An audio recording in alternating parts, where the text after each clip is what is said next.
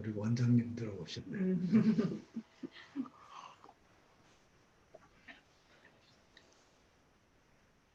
이렇게 보이는 거 괜찮으세요? 아니면 얘를 이거를 조금 더 크게 아니, 하게? 괜찮아요.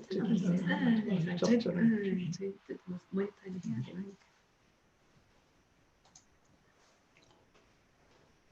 이게 스피커니까 경우에 따라서는 조금 이쪽으로 와서 그래. 제가 이제 설명하고 저쪽으로. 왜냐면 방향을 저한테 들으면 이렇게 캡처가 되죠. 시작하나 보다. 아니, 이거는 그냥 준비하시면 돼요.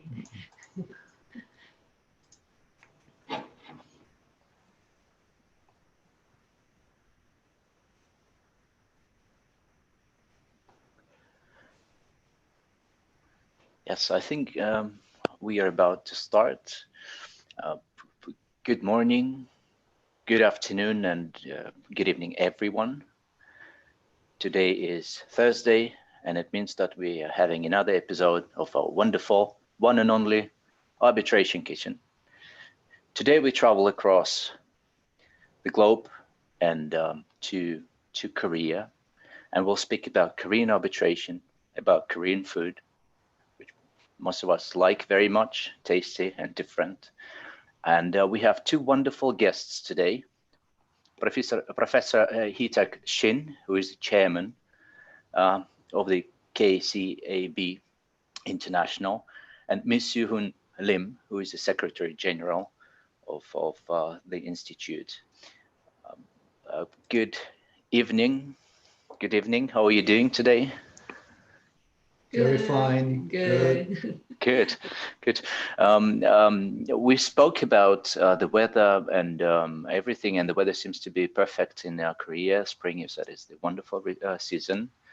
Do you have anything special you do in this part of the year, or food you cook, or some national traditions you normally do during this part of the year? Well, it's usually a lot of picnics, a lot of time outside, enjoying the cherry blossoms, which we thoroughly enjoyed during the last month or so. We still have lots of flowers, and it's like a great time overall for everyone. Beautiful. What are we cooking today? Today we are going to cook the traditional Korean dish called japchae. It could be called as noodle salad from Western standpoint. It's a very traditional dish. It's a mixture of noodles with a variety of vegetables with distinct colors, with a modest amount of meat. Traditionally, this dish symbolizes diversity in harmony and balance. And that's the working spirit of KCAB International.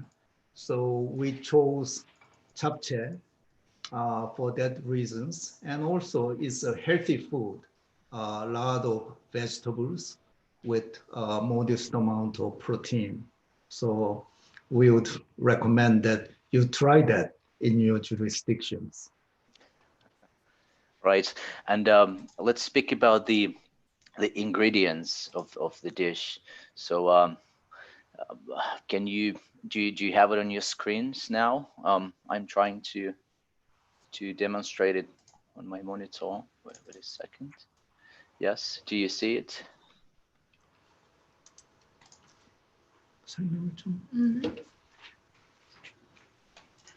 Well, I see it on my screen.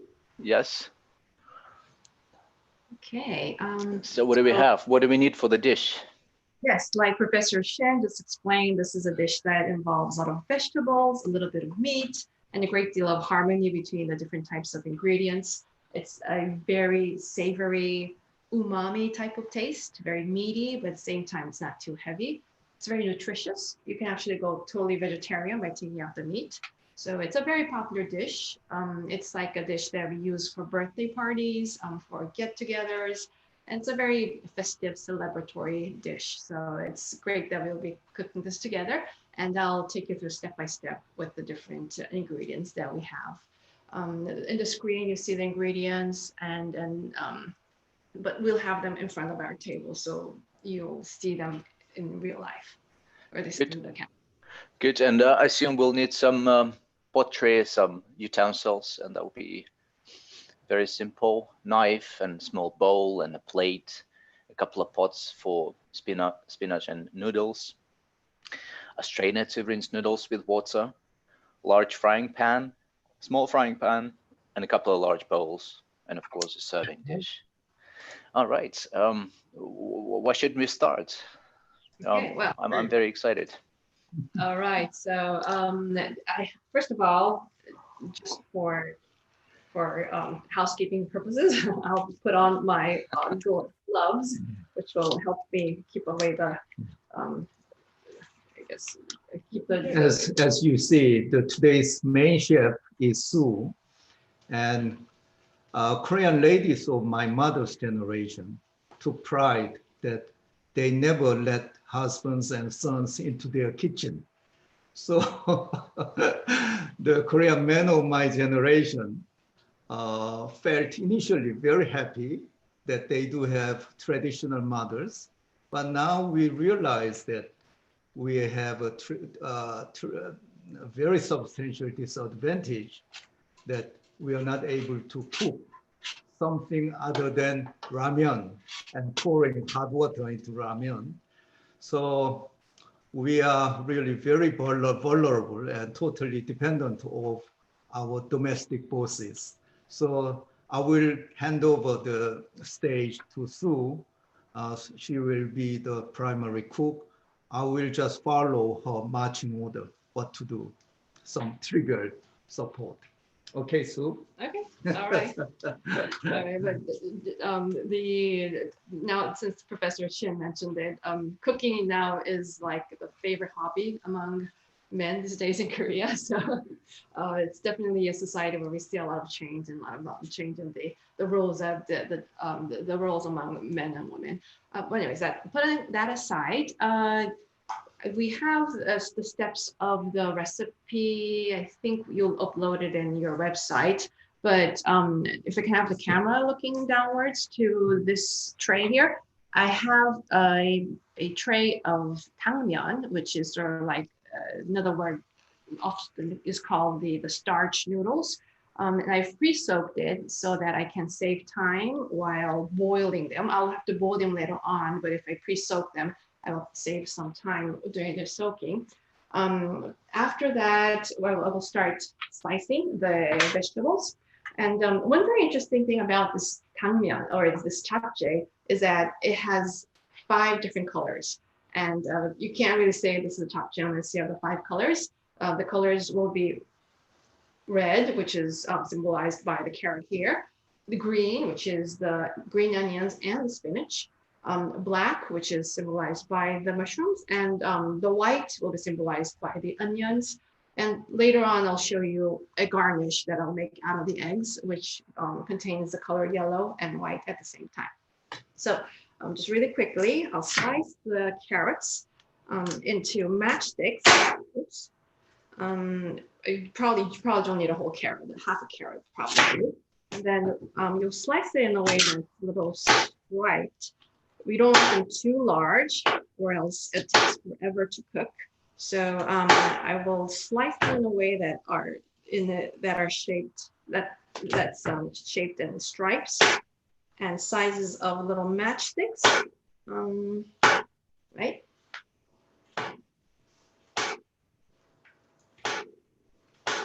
Right. While you're chopping carrots, we have the list of ingredients in our chat room in this webinar, so the participants can see it and follow you. While you're chopping, I would like to introduce a little bit in more detail both of our guest speakers today. Well, I would love to start with Professor Taek Shin, who is the chairman of the Korean Commercial Arbitration Board International Division. I understand that the International Division was launched in 2018 just to meet the international demands of arbitration in Korea.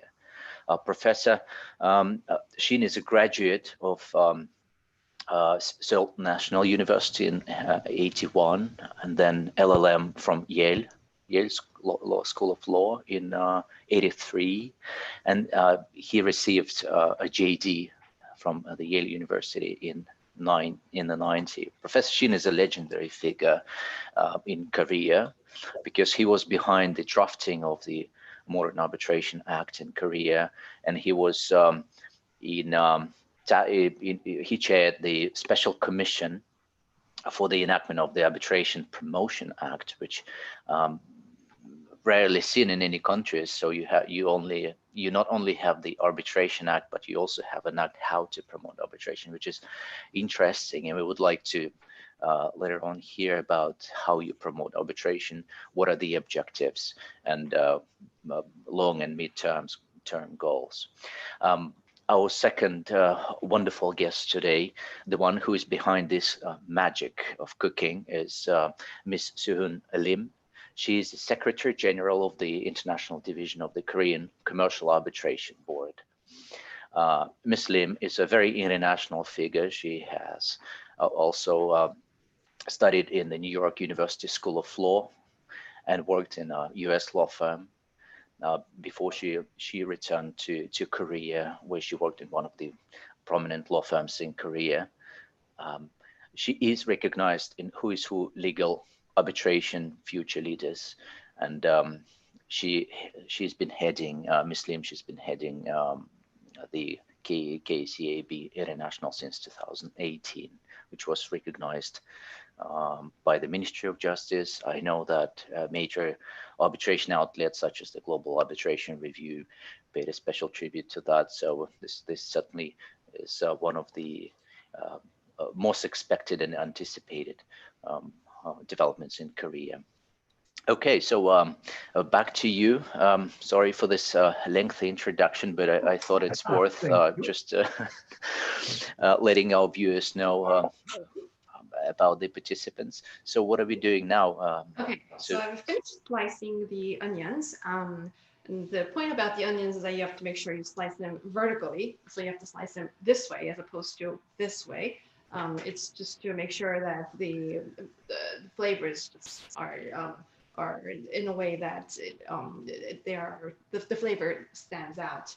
The next thing I'll do is I'll start marinating the beef. And here in front of me, I have some pork. You can do beef, you can do pork. We don't usually do chicken, but I would prefer pork or beef. And in the bowl, if you put in a little bit of soy sauce. Let me see. I think I've got. Oh, I can always. Is this soy sauce? You have to soy sauce in front of me, and I will use 2 teaspoons of soy sauce, and then I'll use 1 teaspoon of garlic, and a little bit of, I think, of the sesame oil. And after that, I will just toss it around in my hands and just let it stand for a while and put it for a side, because we're going to come back to this when it starts stir frying it. If you marinate it for about 5 minutes or so, it should be enough. I'll just put this on the side like this. And then after this, I will start cooking the vegetables. The point about japchae is that you have to cook the vegetables separately. So you can't toss in all these different ingredients, or else the flavors all get together, all get blended together, and that's not the point. You want to make sure each of the ingredients have their natural flavor come out from the ingredients. So I'll start. I think the first ingredients that should come out is it's actually the sliced carrots. So I'll put. First of all, you have to put a little bit of cooking oil, not too much, or else the carrots will fry. Just enough so that you can stir fry them, right? Swirl it around. And then into the fry pan, you should put in the carrots. Let's see, where is, you can use a spatula or you can use a wooden chopstick. So you just toss it around. And then you should fry it so that it's not too overcooked, but just so that the raw quality of the carrots are tamed in a way. So this is something that you should stir for about 3, maybe 4 minutes. The thinner you slice the carrots, the shorter the time. I didn't do a very good job in slicing the carrots thin, you know. It'll do. So are you cooking on how big is the fire? How intensive is it? Is it So like it's a medium fire. It's a medium-sized fire, and medium-sized fire should do. Right. While you are frying carrots, let's get back to your personalities, because this will be also interesting to see your involvement in arbitration in Korea. And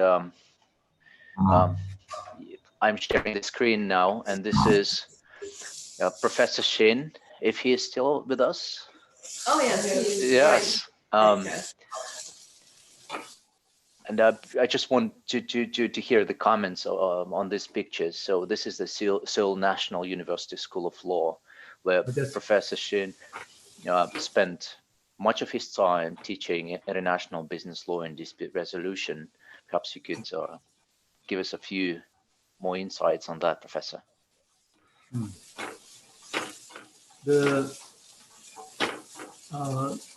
I moved to, after 27 years of active practice at the leading Korean law firm, I moved to academia full-time as a full-time professor in 2007. It was when the legal education system of Korea changed from undergraduate law college system to American-style professional law school system. So I started teaching in 2007, 2008 on the graduate courses, and 2009 on law school classes. And really, it was a lot of practical legal practice related subjects. And students were very interested in learning practical aspects of law, how international business is being conducted, and what's the role of lawyers in those transaction stage, and also what's the role of the lawyers in handling dispute management or dispute resolution. So I started teaching international investment law and resolution of international investment dispute cases, so-called investor-state arbitration cases. And at that time, there was no cases against Korea, but students were very interested in learning in international investment law and dispute resolution. So my class was really very popular, and it was very satisfactory experience for me. And also, in terms of change, when I am the class of 1975 of Seoul National University Law College. At that time, out of 160 law students, only 2 ladies. But when I became a professor, and in 2007, our law school classes, the composition of the male and gender diversity is the female students are almost accounted for more than 45%. So it's a really big change. And women students are always, they are dominating the top 10 students list in the law school. So I feel that while at the moment, Sue is sometimes complaining about the gender diversity of our arbitrators and also lawyers, but I am sure that in 5 to 10 years, we should be concerned over the gender diversity from different just opposite settings. Maybe it will be predominantly woman lawyers, and we should think about the male lawyers as a minority. And so that's the kind of change of very fast pace of change in Korean legal education setting and legal practice setting. Thank you. And yes, this is amazing, and it seems to be a global movement that gender diversity and other types of diversity are given way by the institutes. This is very important, and we will speak about your statistics to show that you pay special attention to that, which is certainly a progressive thing to have. I have another slide. Let me try to change it. Yes, this is you at a Korea Trade Commission as a chairman. I explained that you have had phenomenal involvement in the development of arbitration in Korea. Perhaps you could share this with us as well. I started advising Korean government back in Uruguay round negotiation. So I was one of the first batch of Korean lawyers specializing in international investment and trade law. And 2016, I was asked to chair the Korea Trade Commission. It's a Korean authority agency, Korean government agency in handling trade remedies such as anti-dumping and countervailing duties issues. And it is a non-standing job. So while I was teaching at Seoul National University, I could still serving as the non-standing chairman of the Korea Trade Commission. And it was a very, very valuable experience for me to lead that Korea Trade Commission. And that picture, Trade Remedy, International Forum on Trade Remedies, is an international conference hosted by Korea Trade Commission, inviting the heads of major Korea counterpart, trading partners, so that we could discuss on the common issues of interest relating to trade remedies and unilateralism and how to overcome the overprotection or the temptation to resort to trade remedies. Right. And it was not always an easy mission. Right. Back to you, Sue. What are you doing? The carrots are done nearly. And I apologize for the sizzle. So what I did was, remember I marinated the pork and set it aside. I took the meat and I cooked it. So I cooked the ingredients in the order of carrots, onions, green onions, shiitake mushrooms, and beef. So now I have everything that is fried. Now comes the real part, which involves the creation of what we call the jidan. Jidan means egg garnish, which is you make these very thin pancakes out of egg yolk and egg white, and those will create a very colorful, vivid addition to the dish, and that is what I am about to do. Okay, just give me a few seconds. And usually at home, I have like 2 or 3 pans. So I can use huge pans, but right now I only have one. So I'll have to clean this with a kitchen towel. There it is. And I'll show you how to make egg garnish. I think this is the fun part of the cooking. Fun part, but difficult part. Yeah, the difficult part. So you have to make the pancake in a way that's very it's very flat, but also you can't break the pancake. You can't let it split. So it's a bit of a challenge here. If it doesn't work, we can always go to plan B. So no pressure here. But what you have to do first is crack the eggs. I don't know if the camera can capture. Yes, we see it very well. Thank you. Can you see it? Can you Yes. see the table? Okay, good. So right now I have two containers so that I can separate the egg yolk and the egg white. Let's see.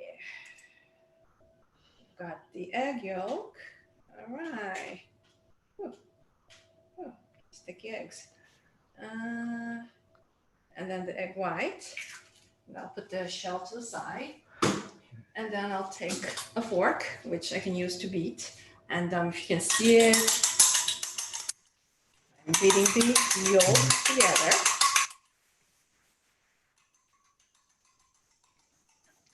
You don't have to create any bubbles or anything, but Right. it's just enough so that it's spread out nicely. And I should probably use a different fork, Different, but yeah, different fork. or Yes. I'll just use a different chopstick. Oh, this is a more traditional way, right? The more traditional way, that's Yeah. right. It gives more oxygen to the dish. That's right. That's right. Exactly. Yes. Yes. In the meantime, our viewers, you can see the step number 2 and step number 3 in the chat room, what you're supposed to do. Right. So right now I am in stage 2, where I'm trying to. I'm still working on with the pan, and this is the last part of the pan work, where I'm trying to make chidan, and should try to spread the oil out a bit, and then I'll put the egg yolk. And I see Professor Shin is learning very, very intently. You might want to do this after this dish. I feel tempted to do that. By the way, this is a very nice kitchen,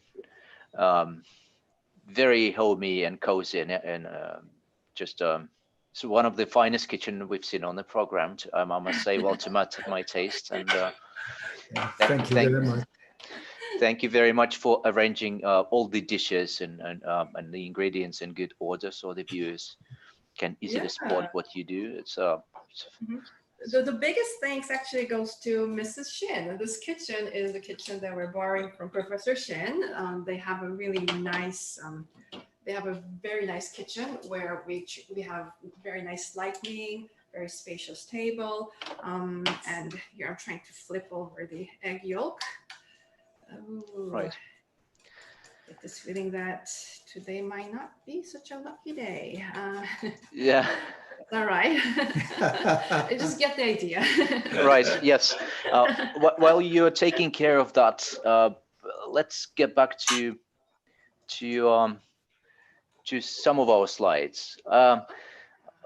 I've learned that Korea is, you should have it on your screen.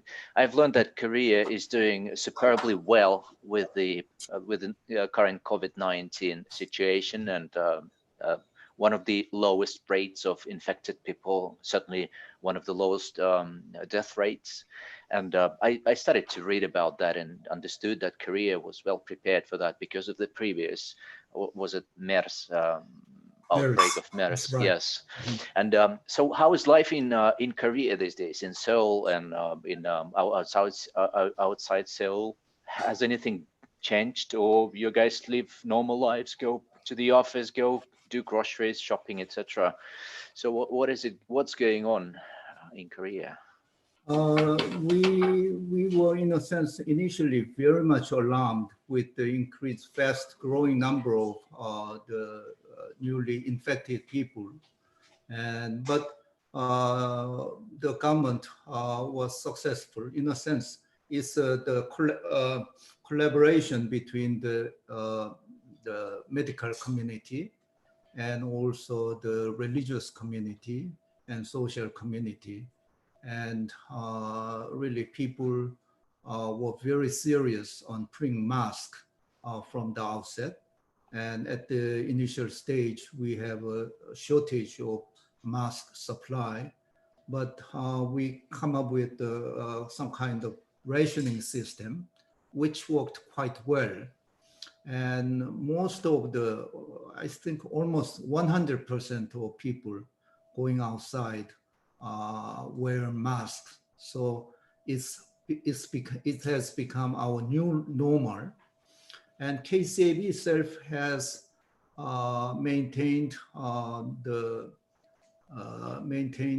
working at home policy for almost 2 months, and we relaxed that rule from in May, about 2 weeks before. And now we are regularly going to the office, and we have never implemented very strict lockdown.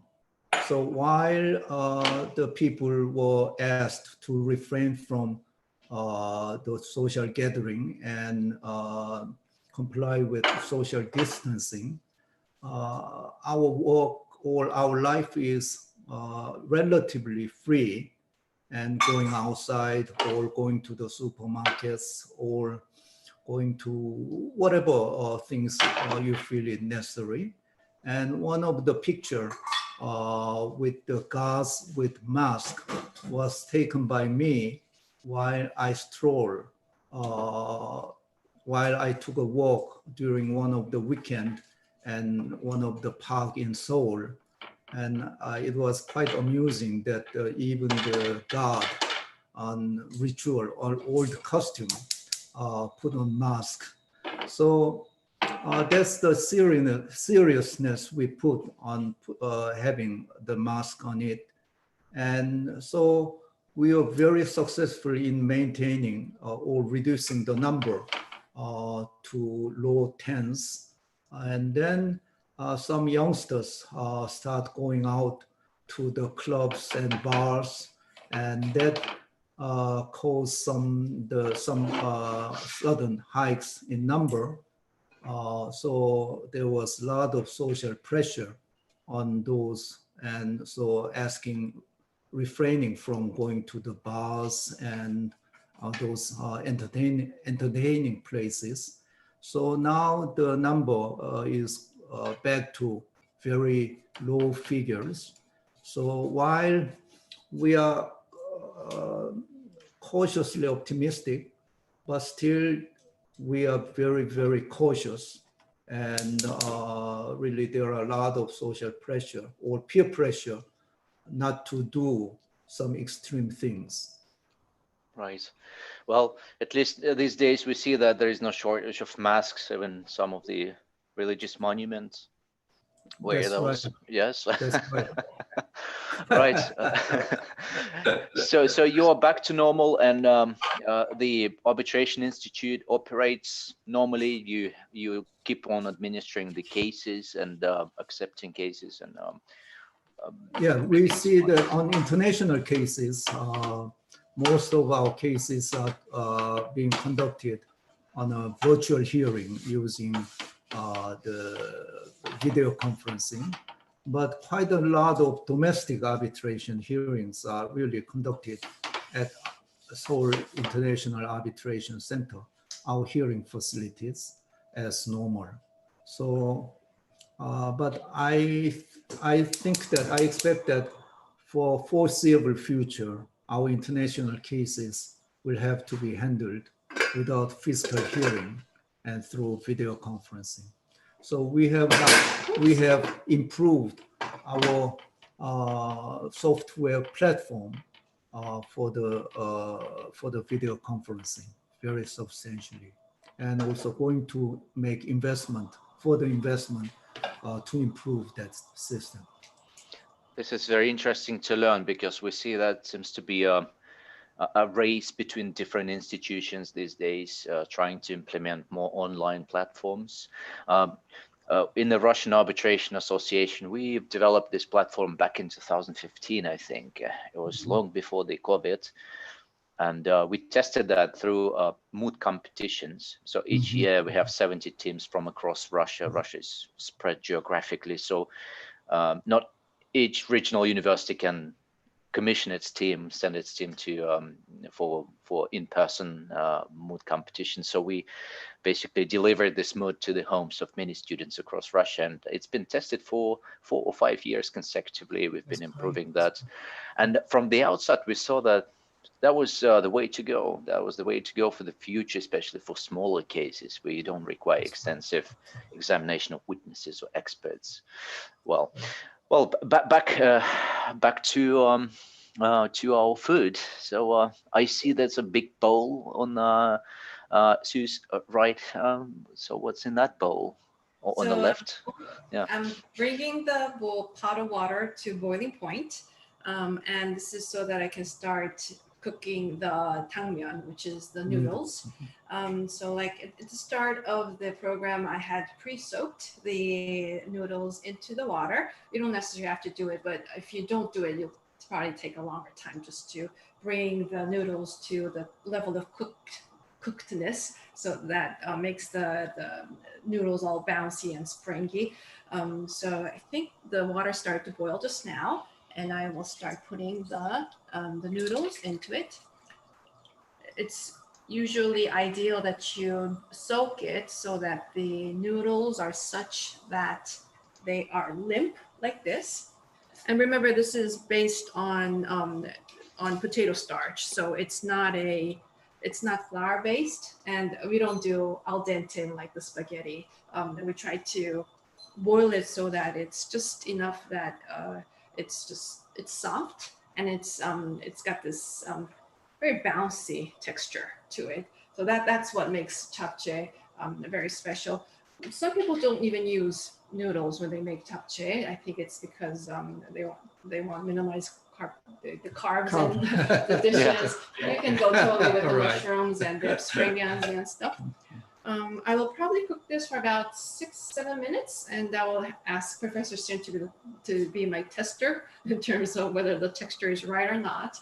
For the 7 minutes or so, we're happy to talk more about either our personal lives or more about KCAB International.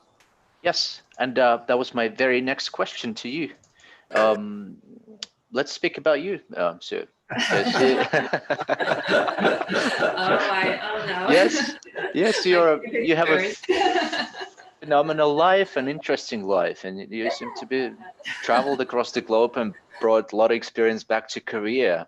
I'm demonstrating the slide where you're supposedly young with your family members. Do you see it on the screen? Yes. Yes, I have, and in fact, last weekend I spent some time rummaging through my old photos to find a picture of me relishing a dish of japchae, but I wasn't able to find that picture. But instead, I did find some interesting pictures of my past, which I thought might be interesting and funny, but also showing how I lived through my life and how it ended up, how that led me to be part of this institution. So in the picture that you see here, it's like a picture about almost or maybe about 40 years old, very old. And I think, and I'm pretty sure this is right before, I should probably leave the lid open, right before my father took the whole family out for one of his diplomatic missions. So my father worked for the Ministry of Foreign Affairs, and back in the 80s, that was like a really big thing because, Koreans weren't allowed to travel as much as they do now. In fact, the society was a very different society then. But anyways, that gave me a lot of exposure at a younger age, which probably if you turn the slides to the next slide, you'll see a picture of me in elementary school. I just chose the slides before that one.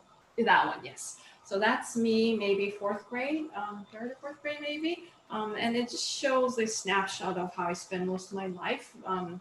Most of the schools I went to, there were those international schools where you had very different nationalities, very different cultures. And that's more or less the environment that I was used to since I was young. And some people say, oh, you're so lucky you were able to learn English at an early age. But I don't think it was so much the English, but more the fact that I was always exposed to different ideas, to different cultures.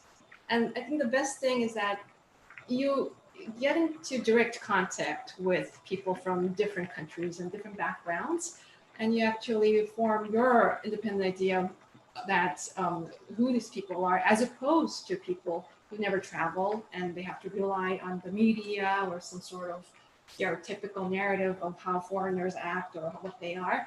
And I think that has helped me to really accept different types of cultures and accept the fact that people are different from you, but at the same time, there's always a way that people can get together for their common interests. And I think that's been very much the mentality that I had. I'm glad you moved on to the next slide, because these are pictures. The first two pictures on the left are the pictures that I took probably right after I was admitted to the College of Law in Korea University. And this is a four-year university in Korea. And despite the fact that I studied all my life outside of Korea, I decided to go to university in Korea, majored in law. I really didn't have any idea what I was going to do after I graduated, but luckily or unluckily, when at the time I was graduating, the Asian financial crisis hit. And instead of trying to find a job in a big conglomerate like Samsung or Hyundai, what I decided to do, I decided to stay for the bar examination. With a lot of luck and a lot of chance, I was able to pass through it. It was really a lucky feat because the pass rate was like 3% or 4% back then. Let me just test let me test this a little bit. Okay, and I'm going to ask Professor Shin to test whether this is good enough, or whether I need to, boil a little more. Perfect. Perfect. Okay. Should it be undercooked a bit, or like al dente type, or no, not al dente. We don't do al dente here. In fact, No. when you first test it, if you feel it's a little limp, that's probably right, because this is a dish. Japchae is not a dish you eat in a hot temperature. You actually have to cool it down before you eat. But when you cool it down, the starchiness of this noodle actually creates a little bit of shrinkage in the noodles, so it's more bouncy than you think. So we don't do al dente. The feeling of being slightly overcooked might actually be on point. right? Okay, so You mentioned that these are the potato noodles. the potato starch noodles. Yes, and that can be substituted by any other type of noodles, and also spaghetti, I assume. Spaghetti could be an option. Udon could be an option. Those nice thick rolls of noodles that you see in the Japanese restaurants, or the Rice noodles. The rice noodles, the rice vermicellis, like you see in Vietnamese food or perhaps in Chinese food as well. Just that starchiness really is nice. Right. Let me blanch the spinach. The next part is to blanch the spinach because, like I said, we need the green in our japchae. So I'm using the pot that just finished boiling, and you shouldn't overdo in terms of blanching this. Just enough so that it's not too stiff, it's not too raw. About 20-30 seconds would do. Now let me just swirl this around. Okay. Oh, yes, the fire is on. So the japchae, what does it mean? Japchae literally means diverse vegetables. Okay. So I think that you know the Chinese dish called chop suey. Perhaps yes. Yeah, it's a similar concept, but this is Korean version. Okay, so it's about diversity. And speaking about diversity, I have a few pictures of your. I understand that to be a team of KCAB in Seoul, and I see that it's quite international. If this is what it is, it should be on your monitors now. Do you see it? How big is the Secretariat team of the Institute for the international cases? So for the international cases, we have four case counsels, and we have 3 people who are more into the international relation or marketing area. We don't have like a silo style of compartmentalization where we have one person doing only one type of thing. We try to cross between the 2 divisions. I oversee both the case management team and also the international relationship team as well. And there are 9 of us. I guess if you include Professor Shin, that'll be 10. We have this constant flow of interns that come from different parts of the world. So they're also a very important part of our team. Last year in September, we had the IBA main conference, annual conference in Seoul. And if it wasn't for the help of the foreign interns back then, it probably would have been very, very difficult for us to have handled all those different cases. Yeah, so that's our team there. Right, right. and since we started speaking about the institute, let's maybe give an overview where it comes from. And I'm now displaying a slide with a timeline of nearly 50 years of history here. Would be interesting to know where it comes from, what the roots are. Do you see it? Mm-hmm. Yes. Yeah. Yeah, so the KCAB was established in 1966, and it's so far the only arbitral institution in Korea. It's mandated by the Korean arbitration law. And at first it started as a subdivision within the Chamber of Commerce, but later on they moved under to the Chamber of Ministry and Trade, Ministry of Trade and Commerce, sorry. And back in 2016, it moved under the auspices of the Ministry of Justice. But it's a non-profit independent organization. So in order to establish or organize those kind of non-profit organization, you should make registration with certain ministry. That means that we were initially registered at the Ministry of Trade and Industry, but a few years back, I think 2016, the supervising ministry has been moved to Ministry of Justice, but is totally independent from the government. Okay, right. And now you maintain independence, financial and organization-wise. I understand that your board comprises some leading professionals in Korea, and I'm showing this picture now. You will have it momentarily on your screens. This is the Korean Commercial Arbitration Board. So these gentlemen, are these the board members, or who they are? Who are they? I think that that's for celebration of one of the launch of KCAB International. So some of them are our board members, but some of them are dignitaries from Korean Bar Association and also from the Ministry of Justice and industry associations. So that picture or the persons there, that's not necessarily, or not all of them are our board members. Okay, and how big is the board? I think that is, you got me. I think that is around 10 or 12. The exact figures are out of my mind at the moment. Okay, and I imagine you have also international board members, non-Korean.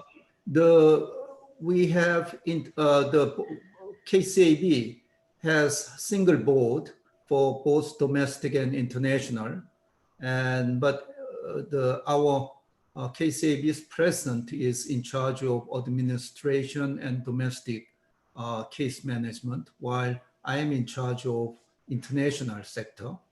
And KCAB International has its own international advisory committee, which functions kind of quasi international arbitration, international court of arbitration for KCAB, addressing some of the conflict issues and important decisions.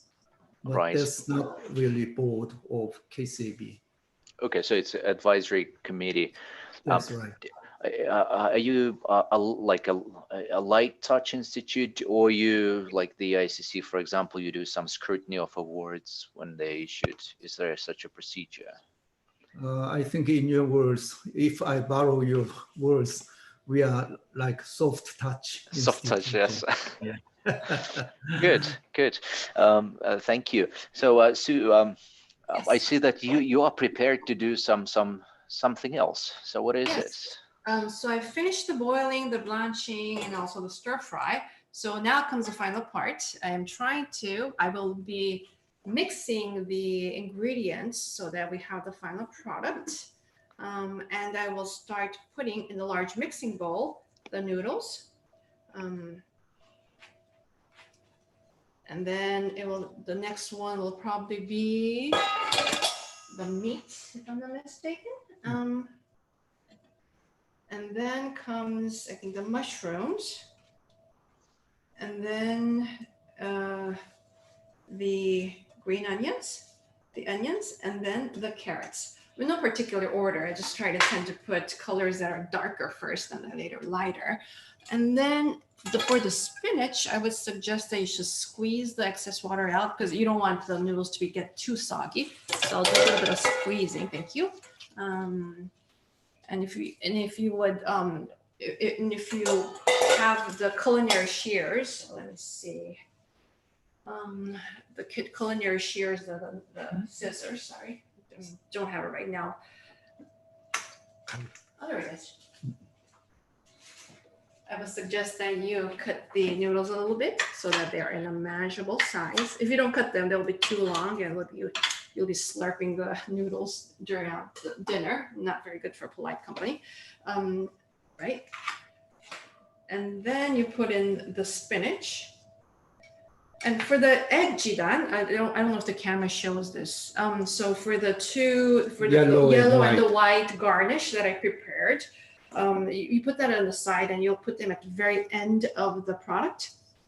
For now, just toss around the different ingredients together so that they're all nicely spread out, right?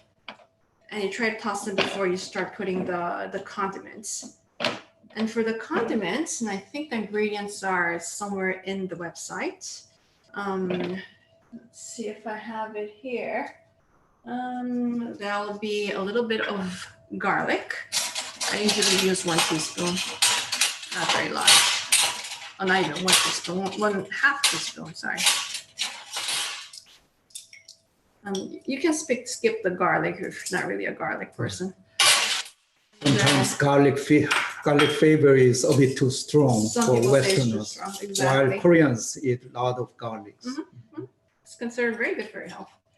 And then the soy sauce, which is supposed to salt it. You can put a little bit of salt at the end, but I usually put 2 teaspoons of soy sauce, like 2.5 today. And of course, is that one? Oh, that's the sesame oil, thanks. The sesame oil is actually one of the crucial ingredients that you must have into the japchae. Without that, you kind of miss out on the umami flavor of it. So I tend to be a little liberal with the oil. And then next, I put sugar. I know some people are strict about sugar and they try not to put sugar, but you can put different substitutes. The sugar is not really to sweeten the dish. It's more to bring out the flavors of the different ingredients. So you don't have to overdo it, but if you add a little bit, it's like adding a pinch of salt at the end. Let's see, what am I missing here?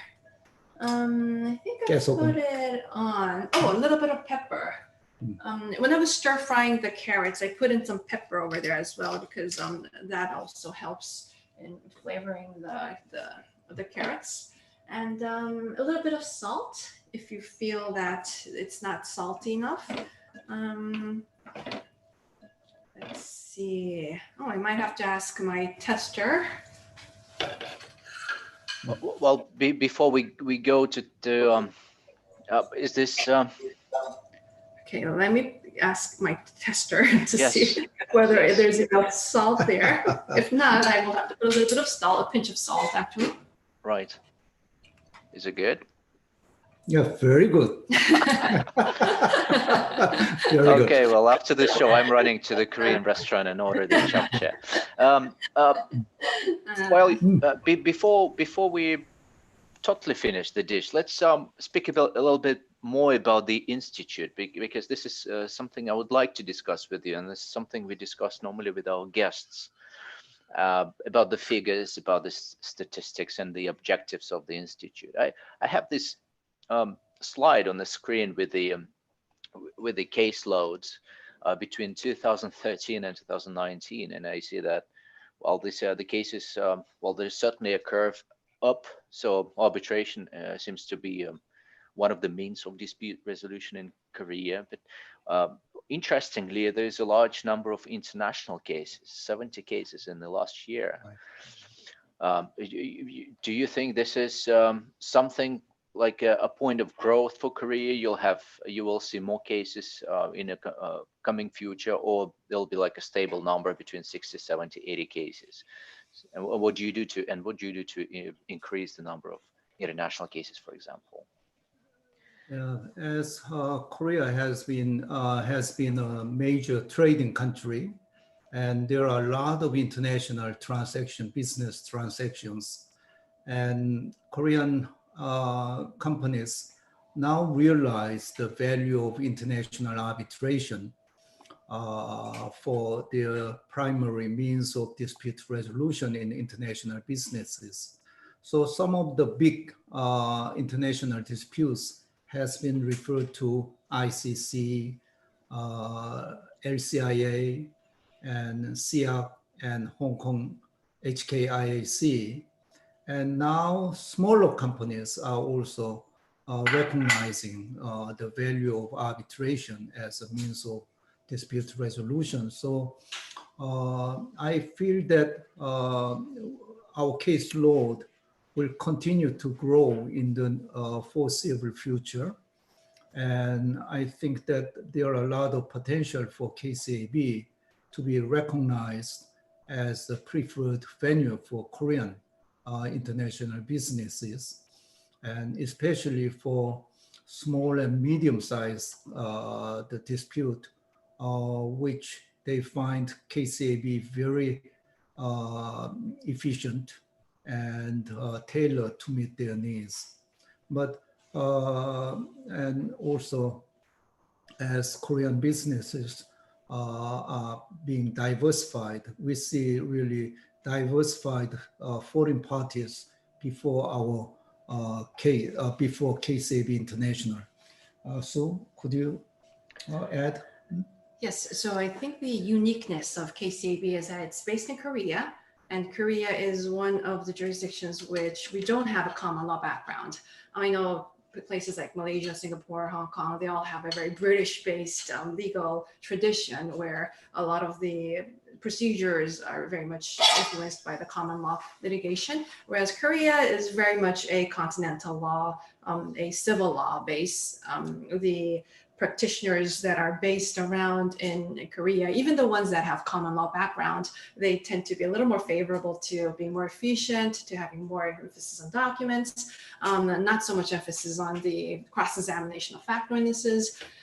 Document discovery tends to be a little more controlled compared to other environments. So that it's a bit of a cross between civil law and common law in a way that it's international, so that it has all the procedural safeguards that the common law background jurists would expect, but at the same time, it's not overdone. It's not overdone because the users and the major practitioners, they are very used to the civil law way of proceeding with disputes. Right.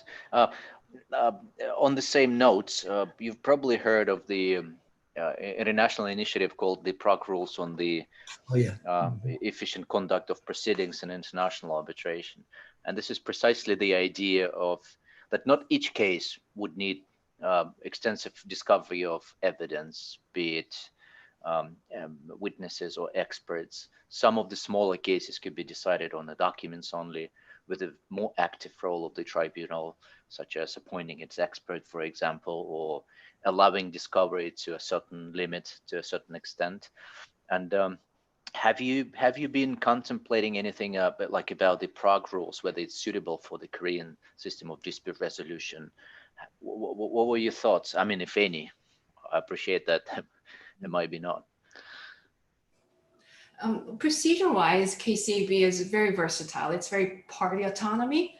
So if you have two parties from common law backgrounds and you have three members of the tribunal who just must have the common law style of discovery, then go for it. I mean, the KCAB does not dictate what would be the more preferred way of evidence taking. But I think the fact that it's just based on a jurisdiction where people are used to the civil law style of litigation, I think there's just a tendency that evidence taking isn't as prolonged or as complicated. And so it's not really a matter of institutions deciding which method of evidence taking is the correct one. It's a matter of opening the rules so they're flexible and having a supportive secretary that allows the tribunal and the parties to find the type of evidence taking mechanisms that they feel are necessary to resolve their disputes. Yeah, as an appointing authority, we always thinking about whether the parties are, both parties, either side are coming from civil law tradition jurisdictions, or whether the governing law is a civil law or common law. So depending upon which is the governing law, or whether the parties are from civil law, we tend to appoint those civil law, the arbitrator or presiding arbitrator with civil law background. And also if the governing law is common law, we tend to appoint common law background arbitrator. And our pool of arbitrators are very much balanced. And we do have a lot of continental European background, the arbitrators on our list. But at the same time, we also have very reputable common law practitioners and arbitrators. So we are very conscious of those background and the origination of the parties in making a right choice and custom tailored right choice arbitrator for the case. Okay. Yes, I'm showing this slide, and it just illustrates the a great geographical diversity of arbitrators, and you have nearly 15% of them originate are US trained arbitrators, I understand, and UK. So representing quite a serious common law component in your cases, which we've seen in the previous slides, that at least 66 parties in the previous years will come from the United States. Then you have Chinese arbitrators, which is understanding because probably of the economic ties in the Southeast Asia with China. But what's interesting is Germany. Is it because of the high-tech industry? So what would German cases, what would German parties find interesting and tempting in KCAB? Have you explored that? It's interesting to know. There's quite a number of them comes from joint ventures and trade issues. So there are a lot of those kind of transactions because some of those supplies from Germany or joint venture with German companies for supplies to Korean automobile industry or Korean IT industry.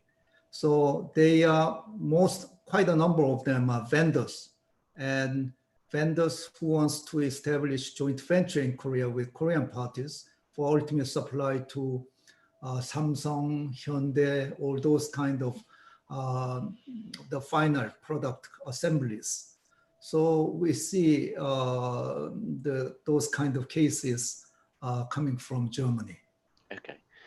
And since we speak about arbitrators, and we pre-discussed it with you yesterday, and also you touched upon about it today about the gender diversity, and you see the certain that the diversity is changing, and you see more and more ladies being appointed by the parties and also by the institute.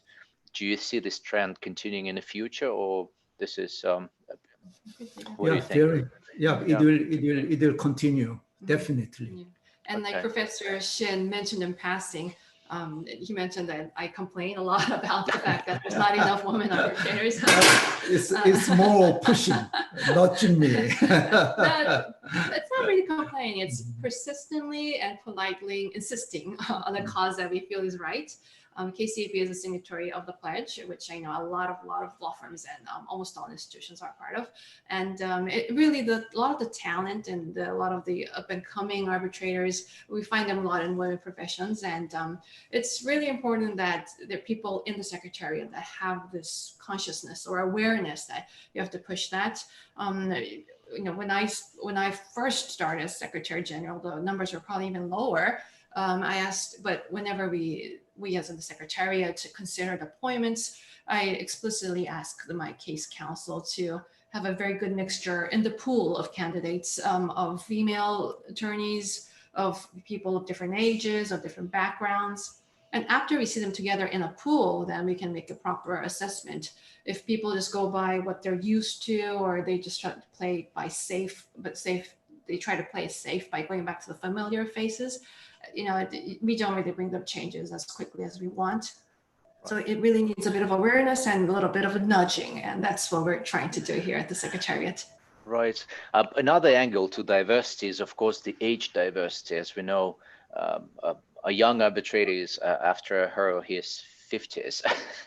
What do you do? And I have this next slide. What do you do in order to promote younger arbitrators, and how to become an arbitrator with KCAB? How to, if you have any insights on that, what you do to support younger arbitrators? Right. So particularly in the cases where it's a low or medium-sized value, and it's a case where we have parties who are first users into arbitration, we are very actively looking into finding people that are in the younger brand, the younger in our international arbitration, meaning under 50. And we try to, because we know the candidate's background in their practice, in their private practice, we have a great confidence that even though it's first time, the arbitrators will do well. And we see people, once they're tasked with the job, that they're very responsible, they're very devoted to the case, and we make sure we take note of it so that that person will be given an opportunity next time for a larger case. So it's those little incremental changes that will bring on the difference. Yeah. Right. One advantage for us is, as I have in the arbitration area as an arbitrator. So I know the people, how they played as a legal counsel, as a member of the team, advise or advocating for the client. So I always put a very keen eye on those emerging and young figures, and when I feel that they have a very good quality as an arbitrator, sometimes we proactively invite them to be listed on our panel. And then when the right case comes up, we try to assign them. So give the chance to be the first time arbitrator. So it's a very conscious decision between Sue and me to find out those new ones. And speaking at conferences, writing in blogs or contributing papers, those are also ways where we all assess each other in terms of our level of proficiency, our level of professionalism, our depth of knowledge. So just being active and being seen and heard in the circles, even if it's not a real case, I think it's also very important. There's a younger group under KCAB called KCAB Next. And although there are 12 committee members, there is a larger group of people involved in the activities. And just by being exposed to each other, either through mock competitions or through seminars, I think that just gives us more comfort as to the conduct and the level of ability of each other. So that's also an important channel where you try to expose yourself and prepare yourself for your first appointment. This is a very good advice. So basically, in a nutshell, one needs to be proactive and interested, genuinely interested in the profession, and improving it, so his own or her own skills, and being visible. And a part of, like, one way one of the ways how to enter into the arbitrator's profession, I assume, would be to tackle those smaller cases. And you have the expedited procedure with the KCAB. Could you tell us something about that as well? Right. So the expedited procedures is a special procedure that we fast track the cases. So the idea is for a award to be rendered 6 months after the constitution of the tribunal.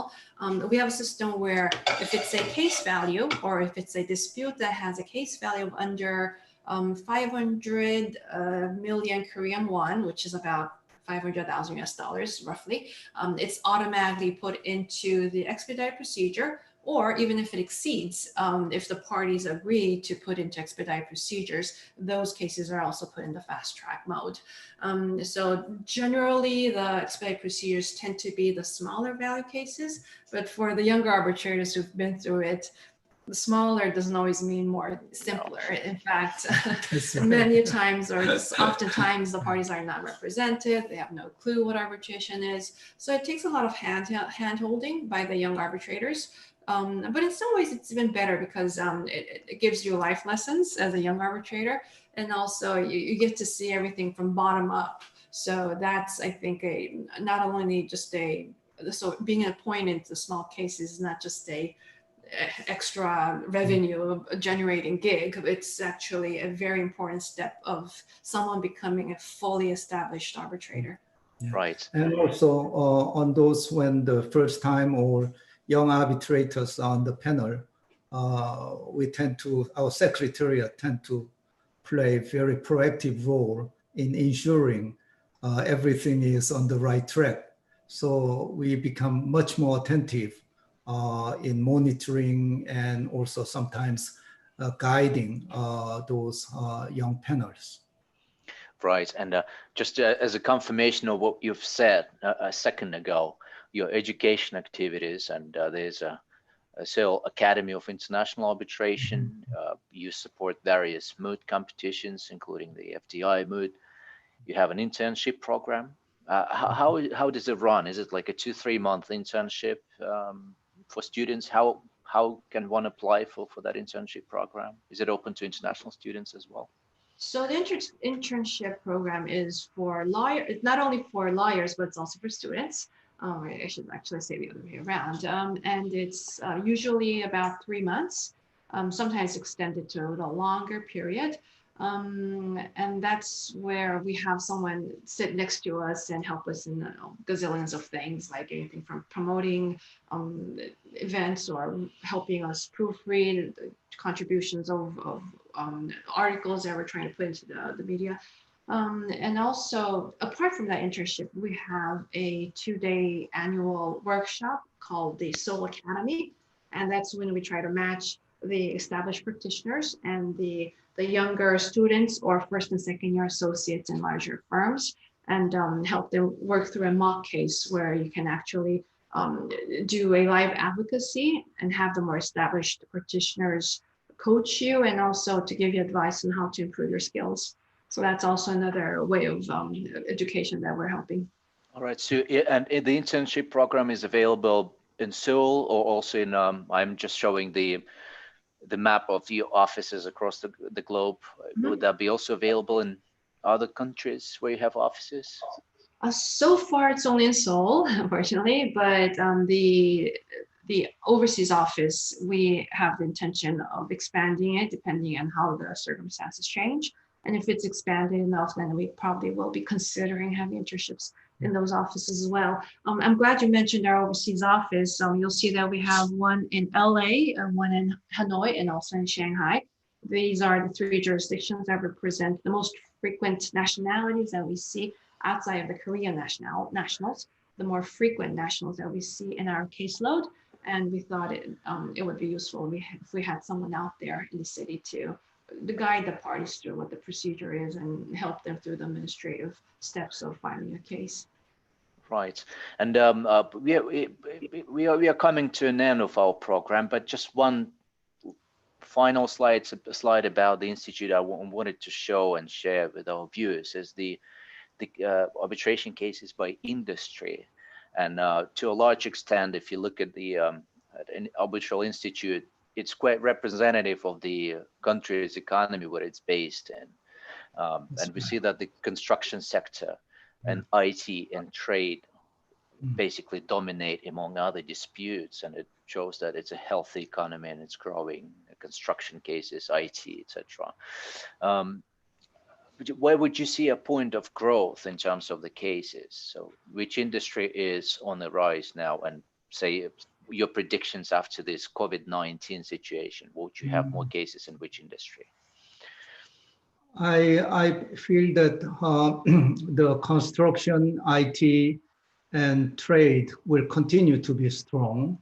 And we now see dispute on entertainment business, maybe spurred by the popularity of K-pop and also Korean export of movies or those kind of programs.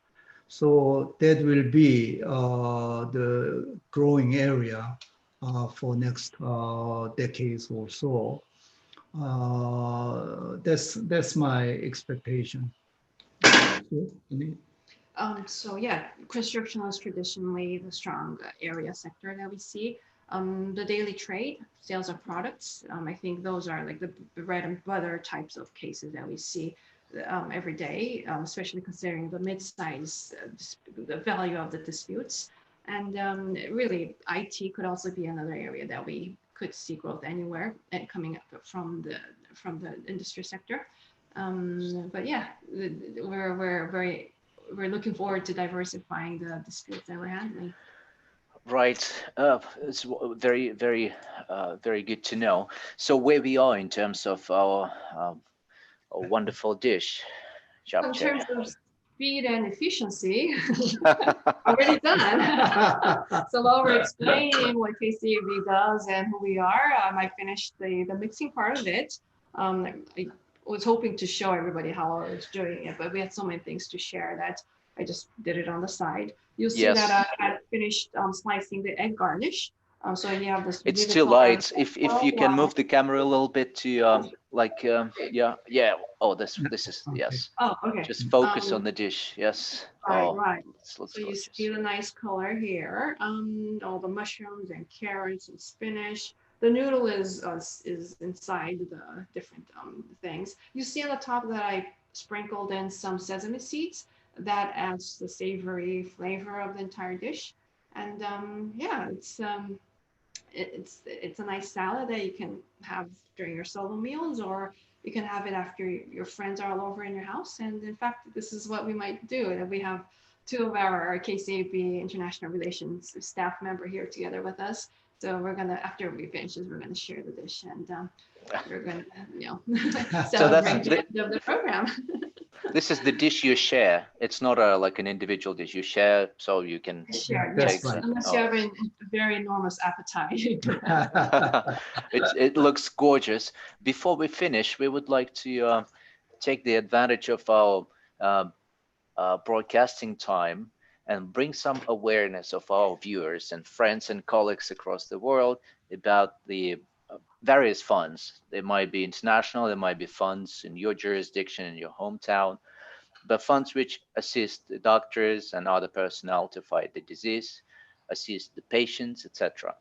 In particular, this arbitration kitchen is well aware of the fund of the World Health Organization, which we are trying to support and encourage our viewers to support. And if you have an extra penny, please feel free to donate to whichever fund, but for the ease of reference, we have this one slide of COVID-19 response fund under the World Health Organization, and you will find it also in the description to this video on YouTube. So please support your local doctors, support the global doctors, and this is a very challenging times for each and every one. With this, we would like, first of all, to thank you for cooking and for your time. And it was a wonderful discussion, a wonderful trip through Korean arbitration. And perhaps you could show us how you share this dish. And I understand that there are plenty of hungry people around, and the cameraman and everyone. So if the entire crew could. we're really thankful of the fact that we don't have a lockdown of sorts. So everybody can gather where they want as long as they're very careful. So it's good to have friends with us and share the dish. Yes, yes. Yeah. Hello, everyone, and thank you for making this possible for the entire crew of KCAB, assisting with the cameras and all the preparations and interesting stories. Yes. Okay. Ooh. So we will try. Yes. All right, the moment of truth. Mm. Ochun Kusna. Oh, Chef Kusna, exactly. I'll use my chopsticks to dig into your dish as well.